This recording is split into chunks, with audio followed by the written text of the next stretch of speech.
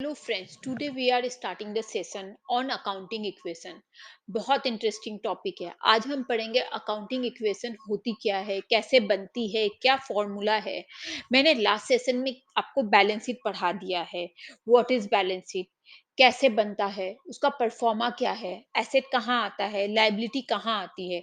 आज हम advance level पे पढ़ेंगे सेम टॉपिक एंड सीखेंगे अकाउंटिंग इक्वेशन क्या होता है। इस टॉपिक में हम बहुत सारे क्वेश्चंस भी सॉल्व करेंगे। So now just to quick recap कि हमने क्या पढ़ा था। हमने पढ़ा था कि हमारे बैलेंस शीट में लायबिलिटीज एंड एसेट बोथ हम रिकॉर्ड करते हैं। लायबिलिटी जो मेरे को देना है किसी को, एसेट जो मेरी प्रॉपर्टी है, मेरे पोजीशन में है, जिस पे मेरा राइट है।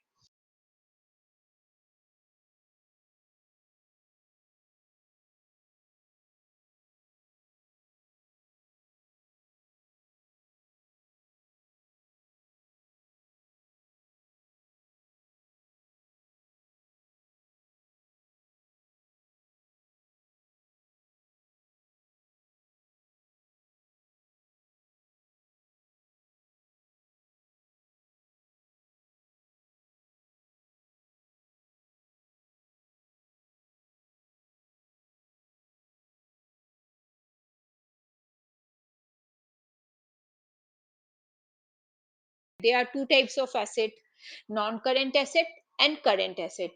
नॉन करेंट एसेट में मेरा फिक्स एसेट आता है। फिक्स एसेट में मेरे पास टेंजिबल एसेट है, नॉन टेंजिबल एसेट है। टेंजिबल एसेट जो मैं देख भी सकती हूँ, टच भी कर सकती हूँ, like land, plant, machinery, furniture. Non tangible asset जिसको मैं न तो देख सकती हूँ, न टच कर सकती हूँ, केवल फील कर सकती हूँ। Example goodwill. फिर मेरा इन्वेस्टमेंट आता है। करंट एसेट में मेरे पास स्टॉक है। जिस गुड में मैं डील कर रही हूँ उसका मेरे पास कितना स्टॉक पड़ा हुआ है, that is my stock. Debtors, मेरे को किसी से रुपए लेने हैं। मैंने किसी को उधार में माल बेचा था, उसने पेमेंट नहीं किया है, जो फ्यूचर में पे करेगा, वो मेरा डेटर्स है। Cash balance, and then we have a grand total, and this grand total always equal and the balance sheet. Let's quickly look into the few examples before starting the accounting equation. Suppose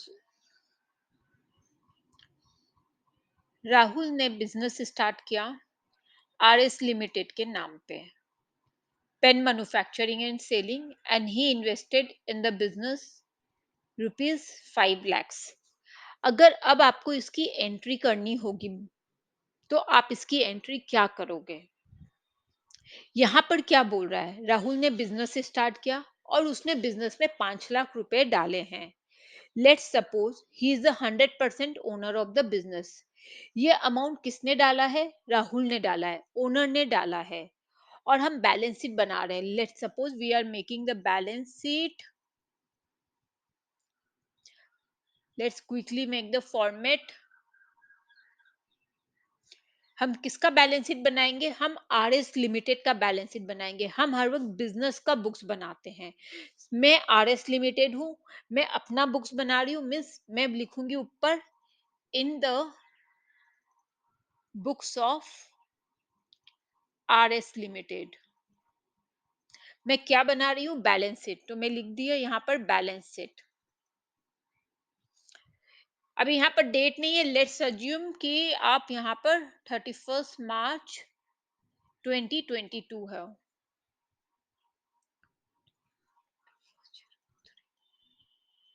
22, ठीक है।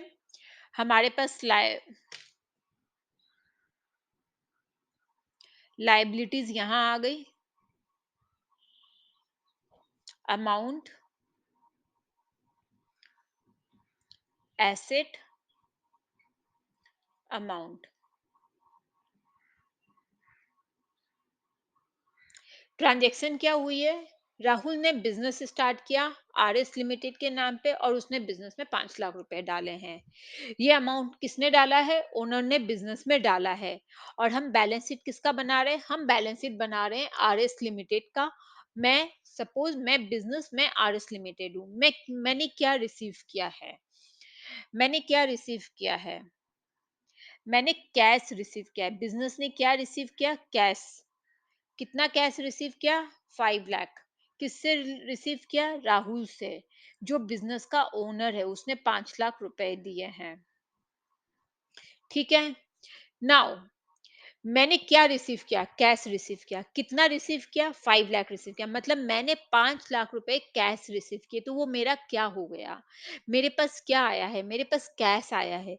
अगर मैं कोई चीज receive करती हूँ तो वो मेरे लिए क्या है? वो मेरे लिए एसेट है। तो मैं बैलेंस शीट में जाकर क्या लिखूंगी कि मैंने कैश रिसीव किया है 5 lakhs रुपीज। तो मेरा बैलेंस शीट में आ गया कि भाई मेरे पास एसेट आया है, वो कैश है 5 लाख रुपीज से। ठीक है। मैं business are S limited Rahul से 5 लाख रुपए कैश रिसीव की हूँ। कैश आ गया है, वो मैंने अपने एसेट साइड में लिख दिया है। ठीक है। कि ये है, मेरे को किसने दिया वो कैश? ओनर ने दिया है। टुमारो अगर आर एस लिमिटेड अपने बुक्स को लिक्विडेट करता है, बिजनेस को बंद करता है, तो उसको ओनर को 5 लाख रुपए देने पड़ेंगे या नहीं देने पड़ेंगे? देने पड़ेंगे। तो ओनर को जो मेरे को पैसे देने हैं, जब मैं बिजनेस वाइंड अप करूंगी तो मेरे को ओनर को 5 लाख रुपए वापस देने होंगे। तो ओनर को जो मेरे को देना है वो मेरे लिए क्या है? वो मेरे लिए लाइबिलिटी है। कैसी लाइबिलिटी है ये मेरे लिए? ये मेरे लिए इंटरनल लाइबिलिटी है। क्योंकि मेरे को किसको पैसे देने हैं? ओनर को देना है। तो मैं अब बैलेंस शीट के लाइबिलिटी साइड में जाऊंगी और रिकॉर्ड करूंगी इंटरनल लाइबिलिटी।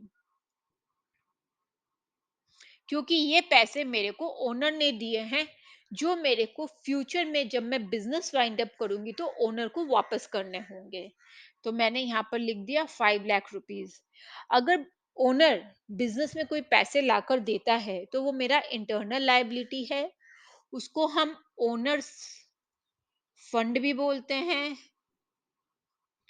प्रोप्राइटर फंड भी बोलते हैं।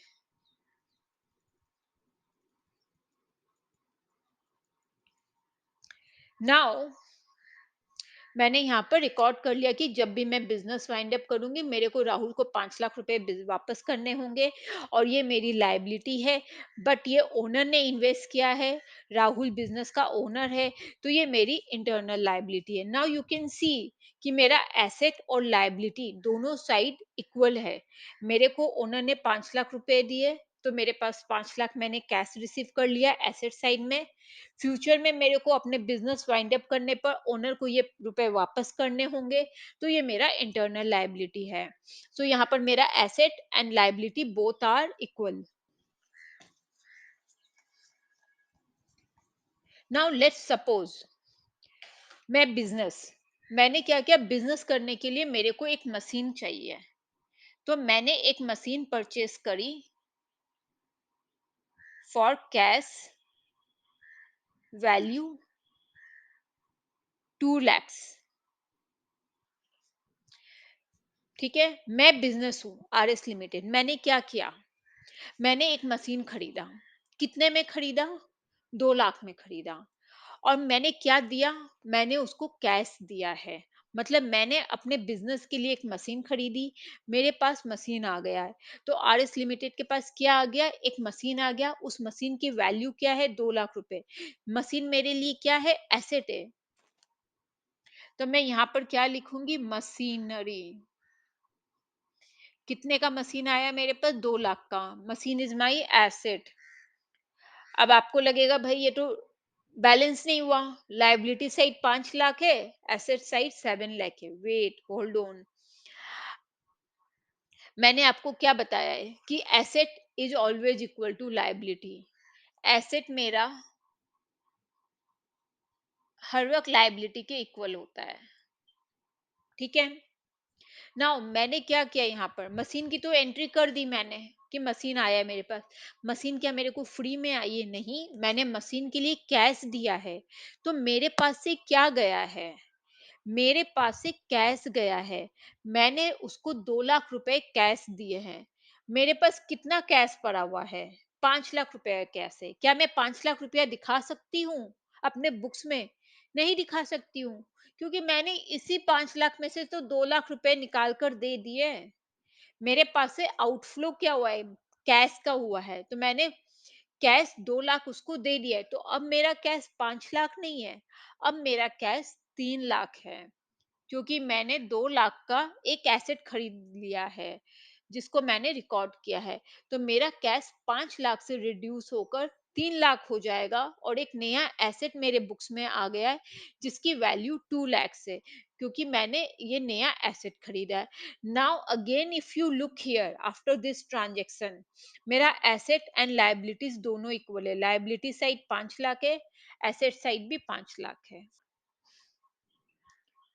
Now let's look into one more transaction. Suppose करो मैंने एक कार खरीदी है। परचेज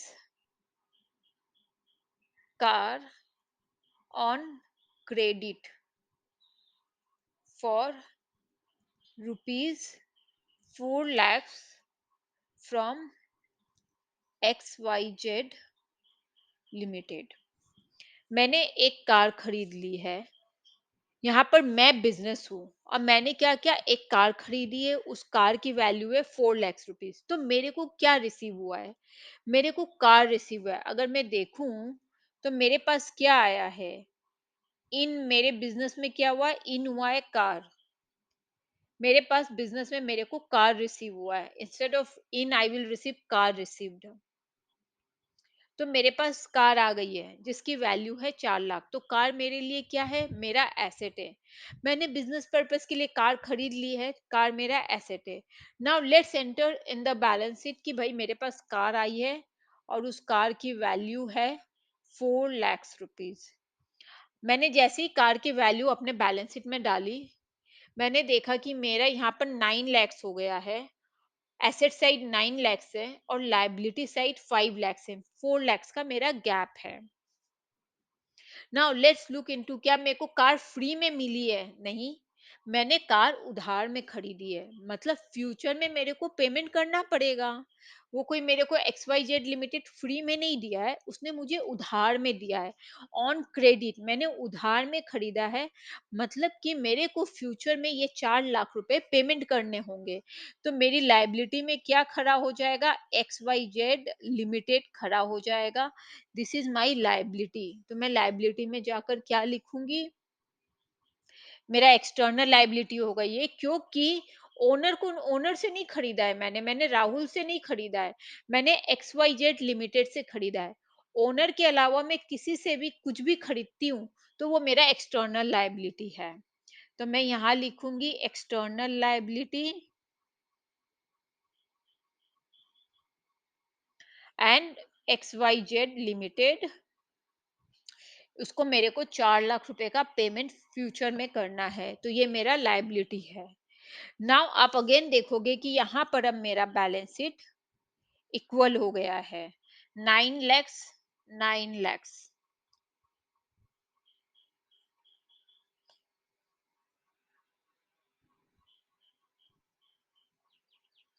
ग्रैंड टोटल, ठीक है। तो अब मेरा both asset and liability side are equal. And आप कुछ भी कर लो, कुछ भी कर लेना, asset and liability both has to be equal.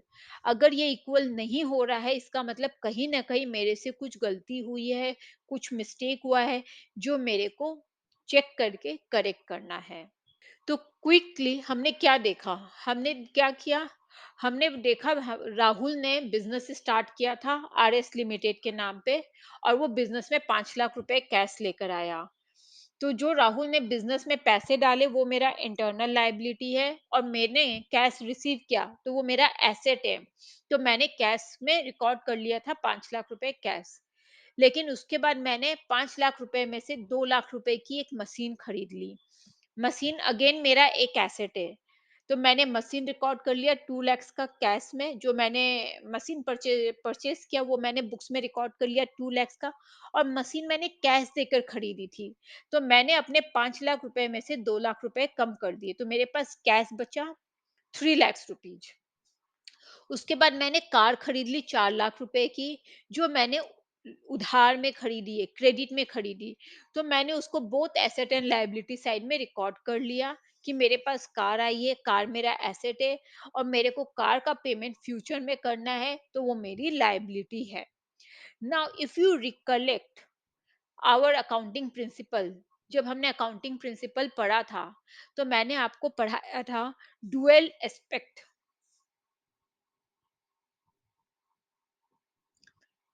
Dual aspect accounting principle, जहां पर हमने क्या ऑब्जर्व किया था कि जो भी ट्रांजैक्शन होता है वो दो, एटलीस्ट टू अकाउंट को अफेक्ट करता है। तो अगर हम कुछ परचेज करते हैं तो आइदर हम उसका पेमेंट इमीडिएटली करेंगे और we will pay in the future. अगर हम इमीडिएटली पे करेंगे तो मेरा कैश या बैंक बैलेंस अफेक्ट होता है, else we are going to record on the liability side of the balance sheet that we have to pay this liability in the future. समझ में आया आपको? हमें यही करना है पूरे चैप्टर में। Now I will teach you accounting equation. Let's write asset equal to total liabilities.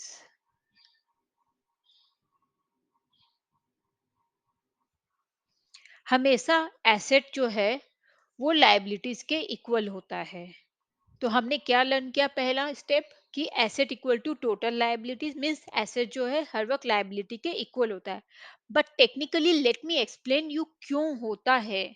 इसके लिए हम क्या करेंगे? We will divide liability into two parts. Asset से मेरे पास हम टोटल लाइबिलिटीज को क्या ये लिख सकते हैं? इंटरनल लाइबिलिटी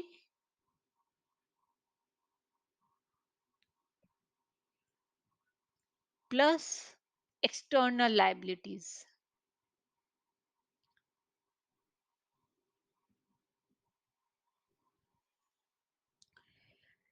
क्लियर है? हमने क्या बोला? एसेट टू एसेट ही हुआ, एसेट्स रहेगा। हमने लाइबिलिटीज को टू पार्ट्स में सेग्रीगेट कर दिया। There are two types of liabilities, internal liability and external liability. तो मैंने क्या किया? हमने बोला टोटल लाइबिलिटी के बदले हम ये लिख सकते हैं कि मेरा एसेट तो सेम है, asset will remain constant, total liability is segregated into two parts, one is internal liability, another is external liability। ना हम इंटरनल लाइबिलिटी को क्या बोलते हैं? हम इंटरनल लाइबिलिटी को बोलते हैं कैपिटल। तो हम इंटरनल लाइबिलिटी को क्या बोलते हैं? कैपिटल। प्लस हम एक्सटर्नल लाइबिलिटी को क्या बोलते हैं? लाइबिलिटी।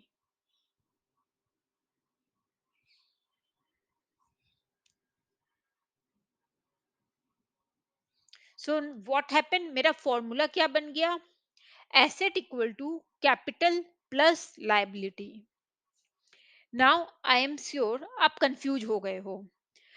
आप बोलोगे कि यहाँ पर तो आप क्लियर हो ना कि asset equal to total liability, asset मेरा इक्वल टू टोटल लाइबिलिटी है, बिकॉज हमें ये पता है कि total of asset is always equal to total of liabilities. We will do lots of problem जो आपका कंसेप्ट क्लियर कर देगा, and you will be very clear कि total of asset is always equal to total of liabilities.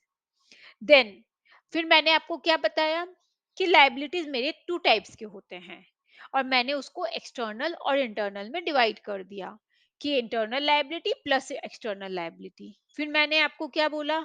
Internal liability को हम हमेशा क्या बोलते हैं? कैपिटल बोलते हैं, मतलब ओनर्स फंड, कि मेरे ओनर का फंड कितना है बिजनेस में। एज ए कंपनी मेरे को ओनर ने कितने पैसे मेरे बिजनेस में डाले हैं, तो जो ओनर को देना है उसको हम कैपिटल बोलते हैं। तो मैंने इंटरनल लायबिलिटी की जगह कैपिटल लिख दिया कि ये मेरा ओनर का फंड है, ये कैपिटल है जो ओनर इन्वेस्ट करता है, बाकी जो मेरे को किसी को देना है वो मेरा एक्सटर्नल लायबिलिटी में जाएगा। तो मेरा इंटरनल लायबिलिटी को मैंने कैपिटल बोला है, दैट यू आर क्लियर। और मैंने क्या किया? मैंने एक्सटर्नल लायबिलिटी को बोला है कि इसको लायबिलिटी बोलते हैं। एक्चुअली एक्सटर्नल लायबिलिटी को टेक्निकली लायबिलिटी बोलते हैं। हमें बोलना चाहिए एक्सटर्नल लायबिलिटी, बट इसका शॉर्ट फॉर्म है ना, लायबिलिटी है। अकाउंटिंग इक्वेशन मेरा ये बन गया। This is my accounting equation. इसको हम बोलते हैं अपना accounting equation, that asset is equal to capital plus liability. और आप एक पॉइंट और लिख लो यहाँ पर, ताकि आपको याद रहे कि यहाँ पर लायबिलिटी मीन्स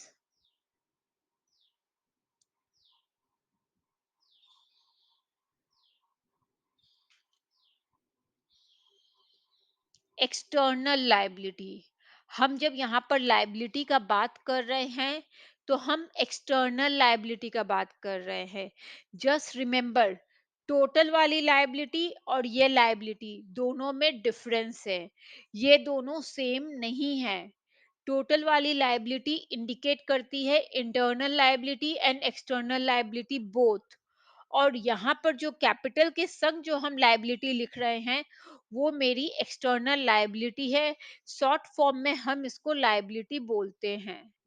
जब भी क्वेश्चन बोलता है कि लायबिलिटी ऑफ एक्स अमाउंट, तो आपको अज्यूम कर लेना है कि क्वेश्चन एक्सटर्नल लायबिलिटी का बात कर रहा है। अभी हम जब क्वेश्चंस करेंगे तो आपको ऑटोमेटिकली कंसेप्ट क्लियर हो जाएगा, आपको समझ में आ जाएगा कि इंटरनल लायबिलिटी का बात हो रहा है या एक्सटर्नल लायबिलिटी का बात हो रहा है। जस्ट रिमेंबर, जब भी हम लायबिलिटी वर्ड यूज करते हैं, तो वो मेरी एक्सटर्नल लायबिलिटी को हम रेफर करते हैं। हम हर वक्त लायबिलिटी मीन्स एक्सटर्नल लायबिलिटी ही वो समझेंगे। और जब भी क्वेश्चन लिखता है टोटल लायबिलिटी जब भी लिखेगा, उसका मतलब है कि कैपिटल प्लस लायबिलिटी, ओनर ने जो पैसा डाला है वो, प्लस जो मेरी एक्सटर्नल लायबिलिटी है, उसका बात हो रहा है। तो जस्ट रिमेंबर दिस पॉइंट कि टोटल लायबिलिटी एंड ये लायबिलिटी दोनों में डिफरेंस है। Total liability include capital and external liability. जब भी हम केवल लायबिलिटी बोलते हैं, तो मेरा लायबिलिटी मीन्स एक्सटर्नल लायबिलिटी होता है। और ये जो मेरा है asset equal to capital plus liability, this is called accounting equation.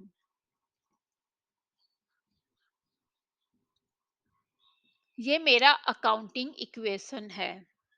This is finally accounting equation, हम इसको ही बोलते हैं asset equal to capital plus liability. Clear है आप लोगों को? Now most important point, accounting equation, that is asset equal to capital plus liability means here external liability। ये आप कोई भी बिजनेस ट्रांजैक्शन कर लोगे, this equation always hold true, ये हर वक्त सही होता है। रिमेंबर दिस पॉइंट, हम कोई भी ट्रांजैक्शन ले ले, यू विल ऑलवेज फाइंड कि ये जो इक्वेशन है, ये ट्रू है for each and every transaction and for every company. ऐसा कभी नहीं हो सकता कि एसेट ज्यादा है, लायबिलिटी कम है, या कैपिटल एंड लायबिलिटी कम है, ज्यादा है, एसेट कम है। कभी भी नहीं हो सकता है। हम क्वेश्चन सॉल्व करेंगे, उसमें आपको और भी क्लियर हो जाएगा। Before that, I will explain you few step which we have to follow every time. we have to follow these steps every time। Steps क्या है?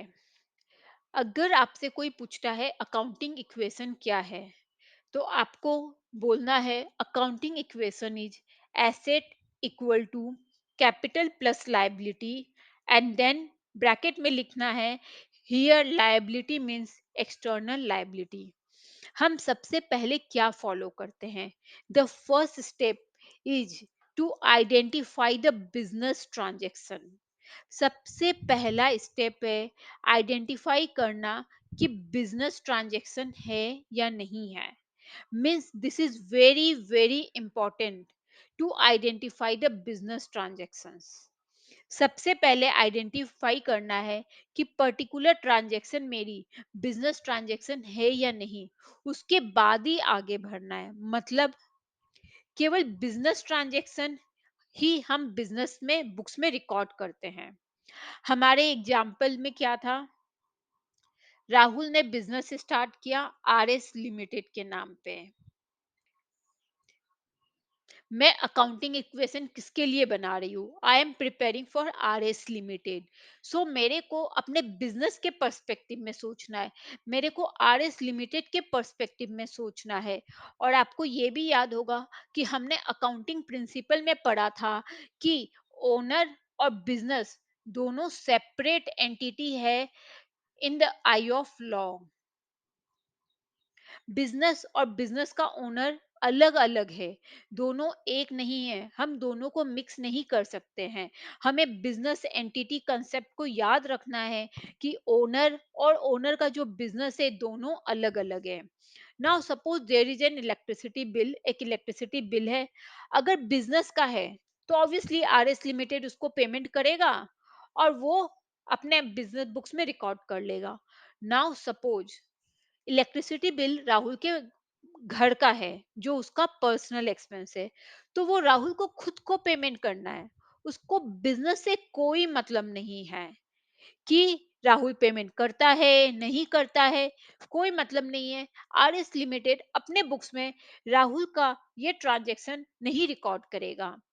अगर राहुल ने पेमेंट अपने कर दिया इलेक्ट्रिसिटी बिल का, क्योंकि उसका पर्सनल बिल है, बिजनेस को कोई मतलब नहीं है, बिजनेस अपने बुक में ये ट्रांजैक्शन न तो रिकॉर्ड करेगा न बॉदर करेगा। बट सपोज RS लिमिटेड ने राहुल का इलेक्ट्रिसिटी बिल पे कर दिया, तो ये ट्रांजैक्शन बिजनेस में रिकॉर्ड करना होगा।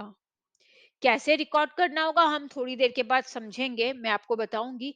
बट दो ये राहुल का पर्सनल ट्रांजैक्शन है, पर इसको बिजनेस ने पेमेंट कर दिया है, तो बिजनेस को ये ट्रांजैक्शन अपने बुक्स में रिकॉर्ड करना पड़ेगा। तो पहला स्टेप है आइडेंटिफाई द बिजनेस ट्रांजैक्शन, मतलब क्या वो ट्रांजैक्शन बिजनेस में अफेक्ट हो रहा है, is the business affected by any transaction. अगर बिजनेस में अफेक्ट हो रहा है कोई भी ट्रांजैक्शन को, तो बिजनेस को उसको अपने बुक्स में रिकॉर्ड करना होगा। 10, फर्स्ट स्टेप क्या है, is to identify the business transaction, मतलब if the business is affected by any transaction, अगर बिजनेस में इम्पैक्ट पड़ रहा है कोई भी ट्रांजैक्शन का, तो बिजनेस को अपने बुक्स में वो ट्रांजैक्शन को रिकॉर्ड करना होगा। और अगर बिजनेस में कोई अफेक्ट नहीं हो रहा है, then we are not going to record the transaction in the books of account, in the business books। यहां पर क्या हुआ, राहुल का पर्सनल इलेक्ट्रिसिटी बिल था, लेकिन RS लिमिटेड ने उसका पेमेंट कर दिया। मतलब वो दो बिजनेस ट्रांजैक्शन नहीं है, लेकिन वो बिजनेस को अफेक्ट कर रहा है। तो हम वो ट्रांजैक्शन RS लिमिटेड के बुक्स में रिकॉर्ड करेंगे। कैसे रिकॉर्ड करेंगे, क्या अफेक्ट होगा, वो हम बाद में पढ़ते हैं। बट जस्ट रिमेंबर, कोई भी ट्रांजैक्शन अगर बिजनेस को अफेक्ट करता है, तो वो हमें बिजनेस में हमें बुक्स में रिकॉर्ड करना है, अपनी कंपनी के बुक्स में रिकॉर्ड करना है। Second step, identify the effect of the transaction on the asset, liabilities, capital, income and expenses। कोई भी ट्रांजैक्शन आइडेंटिफाई हो गया कि ये बिजनेस का आइटम है, बिजनेस ट्रांजैक्शन है। As soon as we identify that the transaction is affecting the business, वो ट्रांजैक्शन बिजनेस को या तो बिजनेस के एसेट को, लाइबिलिटीज को, कैपिटल को, एक्सपेंसेस को और इनकम, इन पांचों में से कोई ना कोई कैटेगरी को वो ट्रांजैक्शन अफेक्ट करेगा। जो भी बिजनेस ट्रांजैक्शन है, उसका कितना अफेक्ट एसेट में है, लायबिलिटी में कितना हुआ है, कैपिटल में क्या है, इनकम और एक्सपेंस में कितना है, उसके बाद ही ये अकाउंटिंग इक्वेशन स्टार्ट होता है। मतलब पहला स्टेप है आइडेंटिफाई द बिजनेस ट्रांजैक्शन, कि हम बिजनेस ट्रांजैक्शन को आइडेंटिफाई करें कि वो जो ट्रांजैक्शन हुआ है वो मेरे बिजनेस को अफेक्ट कर रहा है या नहीं कर रहा है। वो मेरे बिजनेस को अफेक्ट कर रहा है, पता चल गया। देन वो ट्रांजैक्शन का अफेक्ट कहीं ना कहीं, वो बिजनेस का अफेक्ट इन पांचों कैटेगरी में से कोई ना कोई जगह होगा।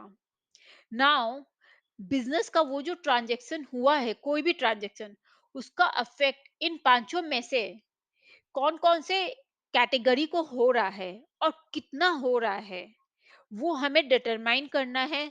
उसके बाद ही अकाउंटिंग इक्वेशन का एप्लीकेशन होता है।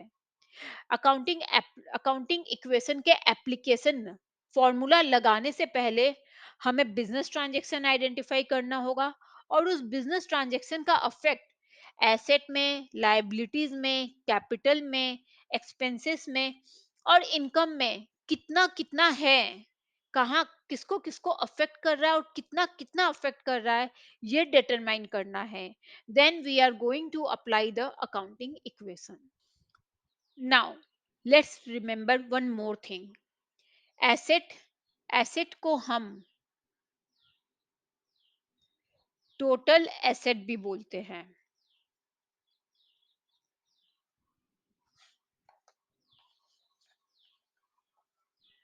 एसेट बोलो या total asset, it's same. Capital, capital को हम क्या क्या बोलते हैं? Owner's fund, proprietor fund, equity, net worth, lastly share holders fund. Question में कोई भी टर्मिनोलॉजी इसमें से यूज हो जाए तो आप समझ जाइएगा कि कैपिटल का बात हो रहा है। Owner's fund, proprietors fund, equity, net worth, share holders fund. Liability, हमने लाइबिलिटी के बारे में क्या पढ़ा कि लाइबिलिटी मेरी क्या क्या हो सकती है।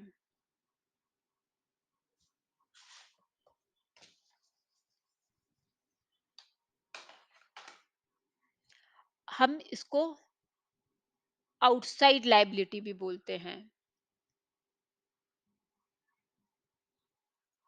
हम एक्सटर्नल लाइबिलिटी भी बोलते हैं। And sometimes in the question you will find कि लायबिलिटी नहीं लिखकर क्रेडिटर्स लिखा हुआ है। तो मेरा जो प्रॉब्लम आएगा हम देखेंगे, उसमें हम हर सिचुएशन का प्रॉब्लम करेंगे। बट जस्ट रिमेंबर लायबिलिटी क्या होती है। आउटसाइड लायबिलिटी भी बोलते हैं, एक्सटर्नल लायबिलिटी भी बोलते हैं और क्रेडिटर भी बोलते हैं। क्रेडिटर क्यों बोल देते हैं? क्योंकि वो भी मेरी लायबिलिटी है। क्रेडिटर क्या है? मैंने उधार में माल खरीदा है जिसका पेमेंट मेरे को फ्यूचर में करना है, तो उसको हम लायबिलिटी बोलेंगे। वो मेरी एक्सटर्नल लायबिलिटी है क्योंकि जो भी आउटसाइडर को पेमेंट करना होता है वो मेरी एक्सटर्नल लायबिलिटी होती है या आउटसाइड लायबिलिटी होती है, ओनर से रिलेटेड नहीं है। एसेट का मैंने आपको बताया टोटल एसेट बोल सकते हैं, और कभी कभी आपको एसेट का ब्रेकअप भी दे देगा प्रॉब्लम में कि आप एसेट को, मेरा एसेट में current asset plus non current asset. हम बहुत सारे प्रॉब्लम्स करेंगे आपको, और ये सारे सिचुएशन को लेकर करेंगे, तो आपका कंसेप्ट 100% क्लियर हो जाएगा। बट जस्ट रिमेंबर कि हाउ द फॉर्मूला, और हम उसको कैसे एक्सपेंड कर सकते हैं। Let's do the problem that will help you to understand that how accounting equation always hold true.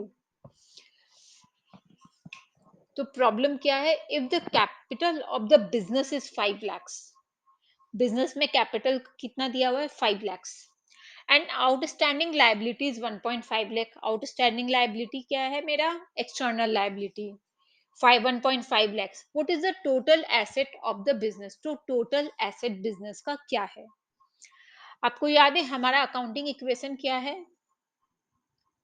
Asset equal to capital plus liability. और जो हम लायबिलिटी यहाँ पर लिखे हुए हैं उसका मतलब है external liability, outstanding liability. If the capital of the business is 5 lakhs, capital कितना है बिजनेस का? 5 lakhs, and outstanding liability is 1.5 lakh plus outstanding liability, which is my external liability, 1.5 lakh, equal to 6 lakh 50,000. तो मेरा asset क्या आ गया? ₹6,50,000. Clear है? Going to cover practical problems in our next session. Thank you very much. If you like the content, remember to like the video and subscribe my channel. Thanks a lot.